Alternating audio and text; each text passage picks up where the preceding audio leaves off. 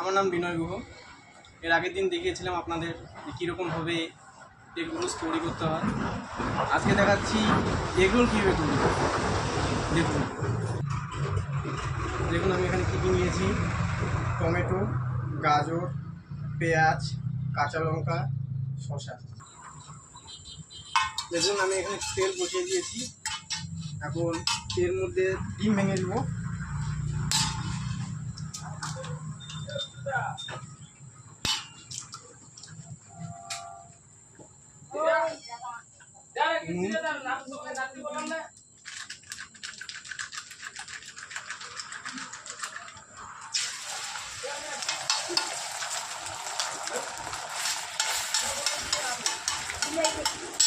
আমার আগের থেকে বানানো একটা রুটি করা ছিল, দিয়ে দিচ্ছি।